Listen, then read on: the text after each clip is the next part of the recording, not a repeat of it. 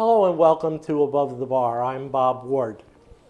If you've seen the show in the past, you know that we deal primarily with law topics, hence the name Above the Bar. Today, however, we're going to be talking about media and the sport of boxing and how they work with each other or affect each other. To help me do that, I have Castle Chalice, who is going to host. Castle is a former boxer. He has written for Ring magazine and is currently working on a book on the history of boxing. Joining him is Pauli, the Magic Man Malinaggi, former welterweight champion, Jill Diamond from the Worldwide Boxing Council, and also Ring Doctor Baum. So it should be very interesting. So let me turn it over to you, Castle. I'm Bob Ward.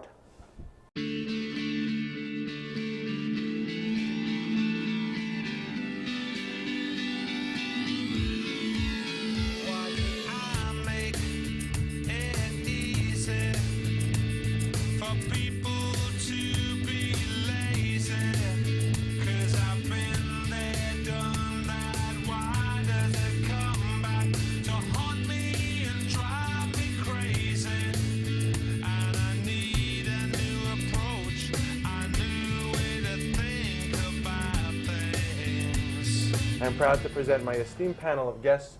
We have with us today Jill Diamond from the World Boxing Council, the new junior welterweight champion of the world, Pauli the Magic Man Malinaggi, and of course, the esteemed Dr. Baum. I'd like to get started right away. We have a very interesting lineup for us today, and we'd like to bring in the first topic of the evening. I'd like to first talk about the media's role in a boxer's rise through the rankings. You know, boxing is a sport that has seemed throughout the years to be closely tied with the media. For instance, many times boxers never get on TV and they never get known. However, those that make their way to television find themselves shooting to stardom. A lot of that is affected by the sanctioning bodies. A lot of it is affected by the boxer's promoters, and sometimes just a boxer's personality and exuberance can get him to where he wants to go. With that being said, Pauli, any take? You've come through the amateurs, you've come a long way to get where you are today. What role, in your experience, has the media played in your rise? I believe the media has a very influential role in the rise of not just myself, I think, but any fighter that gets a title shot. You see a lot of times these hot prospects shooting to the ratings very early in their career. I can remember Francisco Bojado had about 8 or 9 fights. He was rated by the WBC very early. Also, you see very recently Julio Cesar Chavez Jr. You know, he just recently started fighting scheduled 10-round fights. He was fighting 6-rounders, yet he was also rated by the WBC. This is all a product, I think, of the media's influence. Obviously, these kids were very well known very early on, and the sanctioning bodies jumped on them, but also mainly because they were carried by the media so much. And not only that, but you mentioned Julio Cesar Chavez Jr. With a name like that, you know the marketing dollars are going to come rolling in. Exactly. You know, he probably could have lost his first 5 fights and still been a media darling. It seems that the sanctioning bodies, and Jill could probably add to this, especially the ratings that are sometimes subjective. They're often questioned. They're sometimes different ratings. We've even heard situations where a boxer is ranked top 10 and had passed away not even a month prior, and people didn't even know that he was passed away or had passed away. Jill, any thoughts on what effect the ratings, in particular WBC, has on a boxer's rise? Well, I do ratings, and I try not to be influenced by the media at all. But a lot of the boxers' records, not all, but some of them are kind of made up in the sense that a good manager might try to build their fighter by having them fight fighters who are nowhere in their league. So you have to look at who the people have fought. But when you're talking about media dollars, you're also saying if a boxer has a great image and he's very popular and he makes money for people, he's going to get a chance to fight more. And if he's a good fighter, he's going to rise through the rankings. So that's another way to look at it. Yeah, that's right. Dr. Baum, in your experience, have you... Just to add to that, of course, things are quite different currently than they were many years ago. Now you have so many sanctioning bodies, so many different weight divisions, super this, light this, and in contrast to years ago when you could have a fighter who could be top-notch fighter have 40, 50 fights and never get a title shot. I'm thinking of like Joe Maselli, if you know that name from Sure. way back. So it's a different sport in a way today, and as far as access to a title shot. Right, and I also think that part of the problem is that a lot of the public, the boxing public, doesn't know what sort of weight or what credibility these rankings have, because there's not just one or two or three. There's a handful of sanctioning bodies out there, each with their own rating standards, and some boxers want to know who the champ is, who's the real champ, who's the unified champ, and so often, particularly in the heavyweight division now, we see all this confusion as to who the heavyweight champ is, and you know, 4 different people could have 4 different answers. I absolutely agree with that, even though I'm from a sanctioning body. I mean, if you ask a kid, does he want to grow up to be one of the presidents of the United States, it kind of takes the shine off of it, you know, and that's a huge difference, that we don't have the heroes. I mean, Pauli is an exception in the sense that people know him, he's a hometown hero. But a lot of these people, they kind of blend together. I can run into somebody who is a, quote, world champion and not even know who they are. Someone has to say, oh, that's the IBF, or that's the WBC, or that's the Continental belt, that's the International belt. It kind of makes you crazy after a while. And also, that's where the media's influence comes in. When you have these multiple champions, the media, a lot of times, are the ones to decide who really is a cut above the rest of the champions or the rest of the contenders, so to speak. So you'll have something like Ring Magazine, they have their own standard for their champion, and then you may have fighters that have the sanctioning body's world titles, and maybe the Ring Magazine champion may have a sanctioning body world title, or maybe he may not. I know in my weight class, Ring Magazine recognizes Ricky Hatton, although I have the IBF version of the world championship. So again, that's another example of the media influencing themselves in their own way. Yeah, and particularly, speaking of Ring Magazine, print media, we're talking about television media to an extent, but print media, the Ring Magazine has been around since the early days. Nat Fletcher got started, of course, and Nat Fleischer, and actually some say that the green belt, the green strap, the WBC, is the most worthy and the most important belt. There's others out there that say give them the Ring Championship belt, and they feel that they're at the top of their game. So, there is some confusion out there between the sanctioning bodies, and again, the media plays a big role in that. But even when you talk about the green belt, and of course I agree that the green belt is the belt that most people associate with the highest esteem in boxing, you're still talking about the green belt, the Ali belt. Right. So it still comes down to the persona of the fighter that gives it. The belt is only as good as the organization and only as credible as the fighter behind it. So it's still about the man. I think that's a very good point by Joe. I think nowadays it really is about the fighter behind the belt. I'll give you an example in the heavyweight division. Oleg Muskayev is the WBC champion. He has the green belt, so to speak. But I believe Vladimir Klitschko is a way better fighter than Oleg Muskayev, and with all due respect to Oleg Muskayev. In my weight class, Junior Witter is the WBC champion, but yet he remains very much unknown because he cannot get a fight in the United States. That's right. So a lot of times it becomes, like Joe said, the fighter behind the championship. And that's a good point. I could talk to 10 people on the street. If none of them are boxing fans, then none of them have heard of Oleg Muskayev. I could tell you for sure. If you're not a fight fan, you've never heard of Oleg Muskayev. And yet, if you're a fight fan, you recognize what he's done in his weight class. So, the media's portrayal of boxers and what they've done certainly plays a big part. I think being more international nowadays than it had been in the past. Sure, you had your occasional champion from France or from the Far East, but now there are so many. As you were just referring, Pauli, was to the heavyweights, where just a little while ago the 4 major champions were all from Eastern Europe. Who heard of them over here? They are now again, I think. The Mecca of boxing. Yeah. That's right. So a very interesting topic, and certainly there's plenty more to talk about. However, we've got a very exciting show for you, 2 more exciting topics up, and with that, we're going to get set for round number 2.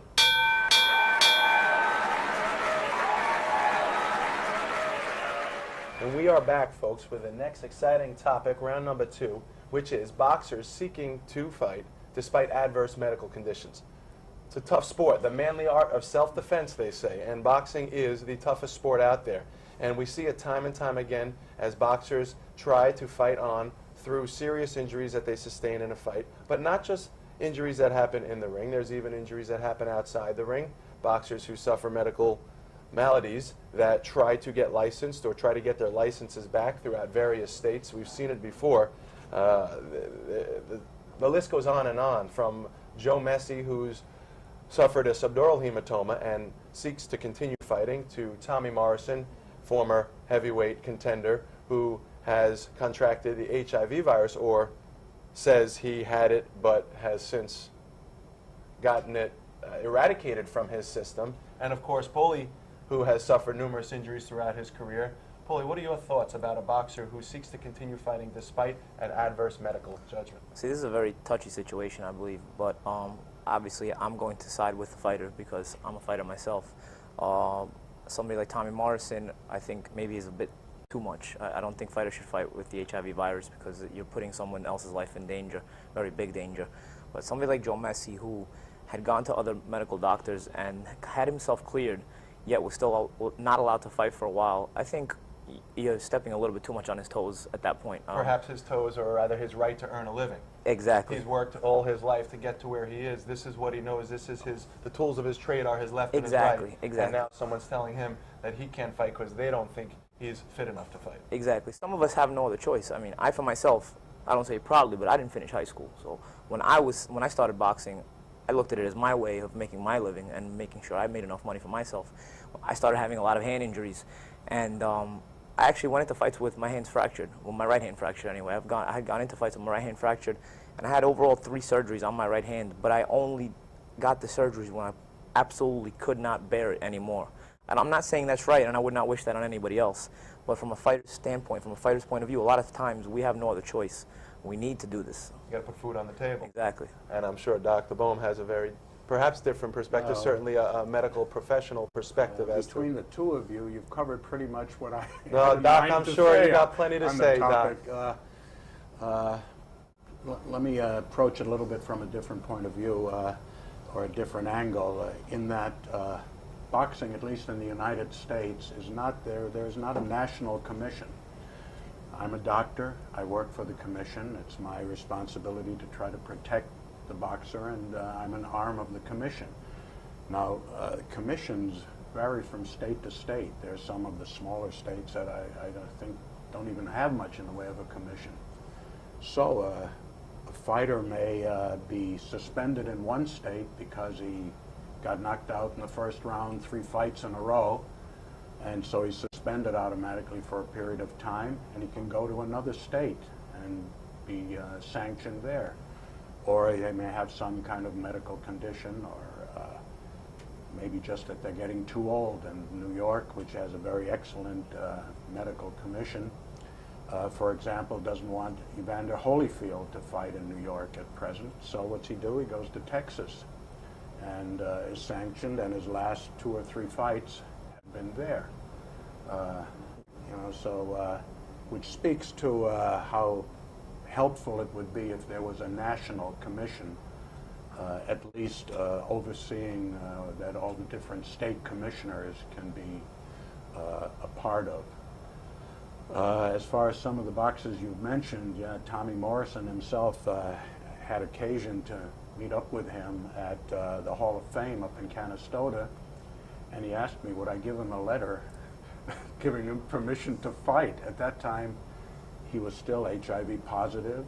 Now, supposedly, he's negative. But then again, he has fought already, by the way. He had a 4-round fight, which he won. And from my understanding was they didn't do an updated HIV test in that particular state. They just took what he and his people presented. But Doc, is it possible for someone to test HIV positive and then later test negative? Is it medically possible? Highly, highly unlikely. Highly unlikely. And certainly any state where he's going to apply for a license to fight should have an up-to-date testing done by their laboratory. If he should come out negative on that, I guess you'd have to consider him. Now, when we talk about someone like Tommy Morrison, we talk about the threat he poses to others in the ring, particularly any open cuts, saliva, blood that could perhaps transmit the HIV virus to the opponent. But when we talk about a guy like Joe Messi, we're talking about someone that could possibly do harm to themselves. Yeah. Joe, we're not concerned about Joe harming someone else by fighting with a subdural hematoma. We're concerned about Joe harming himself. Yeah. He says he's good to go. His doctors say he's good to go. What responsibility do we have as the boxing public to say, no, Joe, despite your, no doubt, constitutional right to earn a living, here in this country. It's a free country, and if you choose to earn your living boxing, that's fine. But we don't want to see you hurt yourself anymore. We've seen it happen too many times. What role do we have as the public to say, no, he's had enough? You know, the Messi case is one of the messiest, one of the toughest as far as well really said, trying to make a decision. He has his own doctors, and one of them is a very renowned neurologist, Dr. Cantu, who's been on his side, so to speak, and has examined him thoroughly, all kinds of tests. I know Joe Messi. I had the pleasure of doing one of his early fights up in Buffalo, where, you know, he's tremendously popular. Hometown hero. Sold out completely in a big auditorium. And he's an intelligent guy. He speaks well. He's good looking. Has talent. But I wish he wouldn't fight anymore, frankly. Yeah. And I think most of the medical opinion agrees with that. Well, this is the thing. It's Paulie, from a it's fighter's easy- perspective, easier. please, Doctor, Paulie, we I wanna understand hear it. completely because, you know, when the doctor will go home and have food on the table, it's, you know, he has his own life. Somebody like Joe Messi, I don't know what his personal life, how much money he has in the bank or Pretty whatnot. I'm sure it's pretty good. Maybe it's not. Whatever it is, it's none of my business. But regardless, you have to understand, you know, as fighters, sometimes this is what we've been bred to do. You know know what I'm the saying? risk. You take We the know the risk risk. when you step into the ropes. I will give you an example. People, you're allowed to smoke cigarettes. It's by law, they're legal. You know, yet you know it may give you lung cancer later on. Yet you know later on you may have damage to your lungs, emphysema, stuff like that. As a fighter, you know maybe later on you may have brain damage. It's possible, but maybe not. Just like not all smokers end up with lung cancer. So why not allow the fighter, knowing the risk, why not allow him to go in there and take the risk? He's an adult. You know, he wants to make a living. It's the same thing as a smoker, almost, you know, to a degree. I'm a libertarian in my thinking in many ways, and so I agree with a lot of what you're saying. However, The Hippocratic Oath, Doc. What about the Hippocratic Oath? Does Well, it the have any? responsibility of the commission is to protect some fighters, and you'll have fighters occasionally who really shouldn't fight, and they'll want to. They think, well, I need the money or one more chance, and Some guys I agree with you. There are some guys I will agree with you. I somebody don't has think to- Joe Messi is one of If them. their manager won't do it, or their family won't do it, sometimes the commission has to. There are guys, and I will agree with you. A lot of times they're opponents. They've been knocked down 4 or 5 times in a row, and they'll be trying to fight. That I agree with you 100%. They don't belong in the ring. They can't even fight, obviously. But somebody like Joe Messi, who, like you said, also had a renowned neurologist on his side. I mean, he obviously has enough evidence to favor him also to allow him to fight. And you said the different commissions. He's not, I don't believe that Joe Messi's allowed to fight in New York State, right? Like Evander Holyfield. I don't think they He allow has him to not been fight. sanctioned Exactly. yet. Now the He's guy can fighting make a Puerto lot of Rico money. The guy predominantly. can make a lot of money in Buffalo, yet he's not allowed to fight in New York State, and that's a shame. That's a shame because, like I said, there's plenty of evidence supporting his cause and supporting his side of the story. Jill, from a sanctioning perspective. Well, just from a humanistic perspective, I find it very exciting that we're even talking about this because people consider boxing a brutal sport. But then if you look at the fact that in football, a guy gets a concussion and the next day he's in playing, where in boxing we have all of these standards, a lot who were brought in by the sanctioning bodies, and some people would say that's like putting the warning stamp on a pack of cigarettes. But it's true. I mean, Jose Suleiman tells a very funny story about when the WBC moved it to 12 rounds instead of 15, that everyone was against that. He said, but that night the WBA had to fight 15 rounds, and the WBC had to fight 12 rounds. The WBA fighters all went to the hospital, and the WBC fighters went out to eat that night. Yeah. So it's also the public's responsibility. What do they want to see? And the fact that this is even a debate is, to me, very exciting. Well, it's certainly evolved from in the early days when the greats like John L. Sullivan were fighting 40 and 50 rounds to the more modern or recent history of 15 rounds down to 12 rounds and 10-round fights. And those are most certainly all safety measures put in place to prevent any excess of wear and tear on a boxer on a The given night. attached glove, the 4 ropes. I mean, there are. A lot of safety standards. There's a lot of safety standards that this sport has taken, Yeah. which point is about great. the rounds that you made from going from 15 to 12 is a good one because it's been shown with statistics that most severe injuries occur late in the fight. That's right. When a boxer is most tired, most Yeah. dehydrated, can't defend himself, Reflexes are less. reflexes are slowed. Well, it's certainly a very interesting topic, and we'll have much more on that in the future. However, the round is up, and we are ready for our next exciting topic, and for round number 3. We welcome you. And we are back for our third and final round. In this round, we will talk about the waning popularity of the sport, the sweet science, the sport that we all love so dearly. And there's many out there that say it's declining in viewership and popularity and interest. There's many things that could be pulling away the media dollars, whether it be the emergence of mixed martial arts, whether it be the increased prices of pay-per-view, $49.95, or even just the premium channels, HBO, Showtime. A lot of people out there don't get to watch many of the fights that they want. And in this round, we're going to talk about whether that's real or fictitious, whether this is just the casual fan losing interest, or whether the real boxing fans are starting to defect. Pauli, I mean, you've been a fight fan for as long as you can remember. You've been watching it on TV. You've been watching it on the cable channels and the pay-per-view channels. Is this just the casual fan, or is there really a declining interest? I think it's more of a hypothesis, a hypothetical thing, Yeah. that the sport is declining. Because in a lot of ways, we just had Oscar De La Hoya against Floyd Mayweather, and it broke all kinds of pay-per-view records. Yes, okay, there's going to be complaints about the fight, maybe not so much action and everything. Only somebody like me maybe might appreciate what Floyd did, but some other people, casual fans, might not. Regardless, you can have a mixed martial arts fight where the fight will be on the ground the whole time. So just like boxing, mixed martial arts fights can also be exciting and boring. It depends on what kind of styles are against each other. You'll have fights like Corrales-Castillo a few years ago where you'll have an all-out war and anybody can enjoy that kind of fight. Right. So I don't think it's so much of a decline as much as it is just maybe people paying too much attention to the negative. Right. Well, it's a very interesting topic because you know, the prices are so high many times to watch pay-per-view, and you brought up a good point. The Floyd Mayweather and Oscar De La Hoya fight of recent did break all kinds of records, and yet I just spoke to someone earlier today. They felt that they got ripped off for $49.05. I personally felt I got to watch a beautiful chess match between two of the premier talents in the sport, and yet someone else who claimed to be a boxing fan felt he wanted his money back. He got gypped. Dr. Bohm, you've been watching boxing for many years. Many years. Any thoughts on, we've seen it go through the worldwide of sports, world of sports, when it used to be on ABC, Howard Cosell. Gillette Cavalcade of Sports. Gillette Friday Night Boxing with my father. I watched it many years That's ago. right, and now the only semblance we still have of that sort of free boxing on TV is Well- perhaps ESPN2 on Friday Night Fights. Everything else you got to pay for. Should we get that back on the major networks, or does boxing deserve, or does it need to?